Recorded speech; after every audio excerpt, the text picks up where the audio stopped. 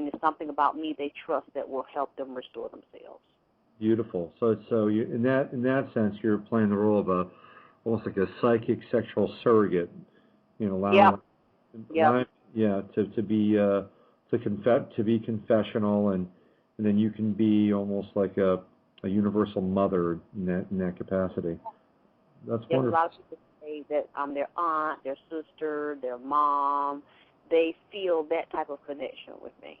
That's wonderful. That's absolutely wonderful. In Dante's Inferno, Beatrice is I think the real hero of Dante's Inferno, and some people say that Beatrice is Dante's soul, or she's philosophia, she's wisdom, but I see Beatrice as being really more material than spiritual in some ways. I mean, Beatrice is the love of woman that raises Dante out of the rungs of his own internal hell.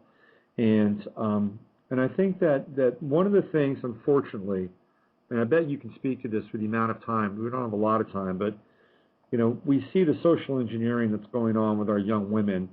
They're being turned into, unfortunately, bitches and hoes, and whether it's through hip-hop or Disney or whatever that is, there's a degradation of the feminine spirit in our culture.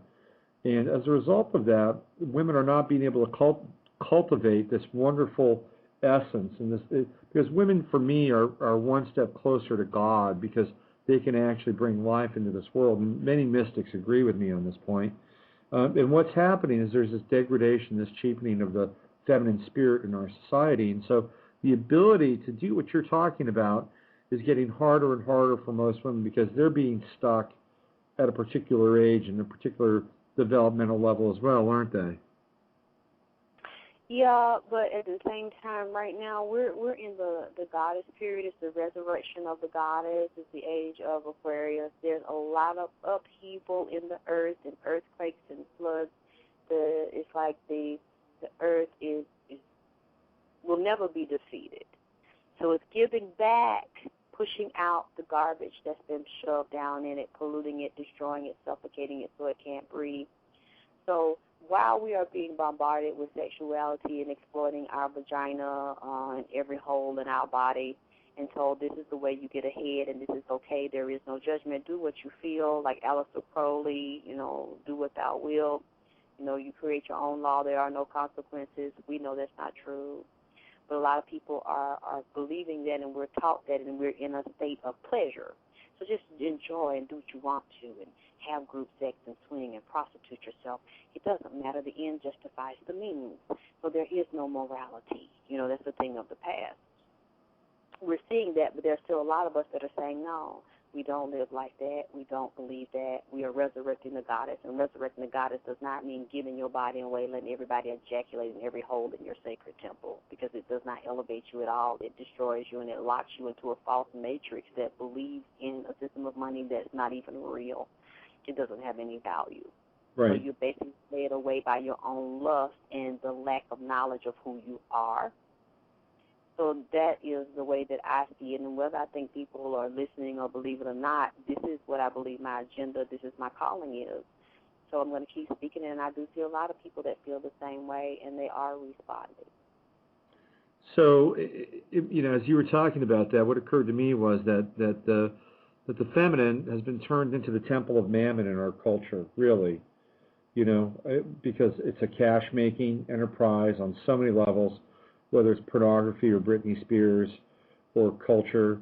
And for me, one of the things that I have, I wouldn't say I struggled with, but I came to understand, was that as I became more aligned with the underlying nature of power in our society, in our culture, in what some people might call conspiracy, the person that I was with, my wife at the time, became more threatened by what I was beginning to experience, and that for her, it did not, it made her life dangerous. It threatened this concept of materiality, of going to Disney World, of vacations. I became sort of a dangerous element in our relationship. And I think for all of us to shift our perspective, whether it's the age of the goddess, or the summer of the dick and the dog and the god, or the god and the dog. I mean, we have to really, for me at least, come to terms with the nature of power in our culture. Who has it, who doesn't have it, and what's real power. Would you agree with this? Yeah, because you have to realize, well, I'm sure you know that it's a very powerful sex ritual to get the goddess to do upside-down sex magic against herself, to basically imprison herself in a box. And the most powerful sex magic you can do is to get a woman to start doing lower level Luciferian sex magic rituals, where she is doing it from a place where she thinks is power, but it's really powerlessness, because you are in a system that's male dominated, and that says, in order for you to get what you want, to get my approval, or for me to open the door for you, you got to suck, fuck, gang bang, whatever I tell you to do, and exploit your vagina, your mouth, your rectum. And women are saying, okay. So when you do that, you're basically upside down, because you use your power, your sex magic power, to create and to bring down the higher levels of illumination to give birth to a higher vibration nation. But with that type of sex magic right there, you create death. And especially doing sex magic where you get pregnant and you go and then abort for birth control, it is a very destructive, imprisoning sex magic that, although she has money, she thinks it's pulling her closer to power. It's pulling her away, because you just pulled your pussy inside out instead of taking it, instead of pulling it within yourself and pulling power from the heavens down through you to manifest the will of your ancestors. Wow, there you go. That's powerful stuff, and you can catch more of that in July on the weekend of the 10th. That's right, New York City. Yes.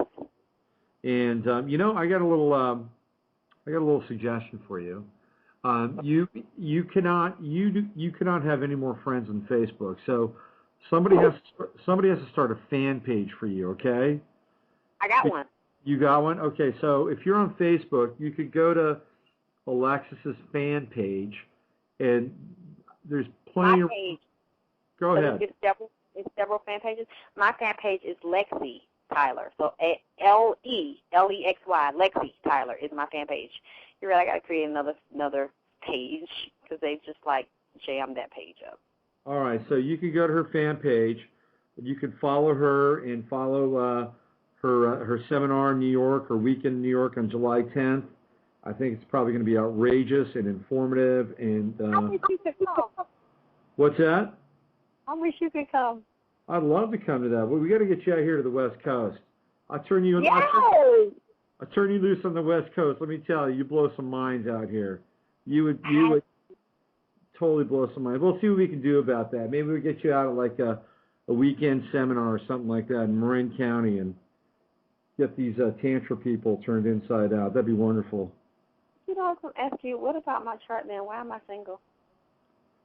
I'd have to get a closer. You got an opposition between Saturn in Aries and Saturn, transiting Saturn in Libra right now. You got Saturn in Aries, because Saturn in Aries is all about straddling power, right? I mean, Aries is the male function, it's the will, and it's the male principle. You have Saturn sitting on top of that. So here's what I'm thinking, right? You've got your moon in Libra, you got Venus in Libra, and when Saturn comes up and opposes, it's going to be opposing your natal Saturn, but when it comes up to your natal Libra, and I'd have to get the exact time for your Libra moon, I just kind of finessed it, but when it comes up to those two planets, you're going to get very serious about relationship, very serious. And we're talking within the next year. It's all about meeting and matching somebody that is your equal. That's what it's all about. You're priming yourself to meet your equal. And Saturn right now is retrograde. It's in Virgo. It's at 29 degrees. It will move forward. And in 2011, I'll shoot you a little Facebook message, but in 2011, when Saturn comes up on your natal Venus within 5 degrees, that's when you're going to get serious. That's when you're going to meet somebody. You're going to say, aha, this is it. This is my twin flame. We can do our work together. We can relate together. We can play together. We can lay together. We can do all that stuff. So, but it's going to be in 2011, probably the first part of 2011. That is so crazy that you said that. Why is that? That's the same thing I said. Well, there you go. We're on the same frequency here. This is good stuff. Hey, well, listen, it's been a pleasure. I'm glad you joined us for the last 2 hours. I think I think people might have been a little intimidated by your intensity and may not have wanted to call in, but I was calm tonight. Listen, you were beautiful. You like this is cool, right? You like tuned in. You kind of figured out what the vibration was. No, I'm serious. You know this, right? You kind of felt it. You kept it at a certain level. Am I right? Yeah, that's my job. I know. I got that. So you kept it at a certain level. You kept it spiritual. You kind of got into the science of it, and that was cool. So next time we have you on, we're gonna cut you loose a little bit more. You can take a few more risks. Okay. Let's get you on before July because we'll have you on again, and you can talk about your event and we'll go from there. How does that sound? Thank you. You actually made me feel better. I was feeling a little drained because I've been interviewing nonstop for the past 3 days, and you actually energized me. So thank you. Hey, I love them. It's my pleasure. So, ladies and gentlemen, that's Alexyss K Tylor, and you can find her at Lex. Give it the Facebook fan page one more time. Lexy, LEXYTYLOR. Okay. And how about that email address one more time? Alexyss K Tylor VP@gmail.com. But on my Facebook for Alexyss K Tylor, they can still send me messages and comments, and they can write on my page. There you go. That's how I got in touch with you. So you can get in touch with her from her webpage. So reach out to her. She does coaching. She does readings, and maybe she'll come by and run a Sunday sermon for your church as well. There you go. Alexyss, thank you so much. I really appreciate your time.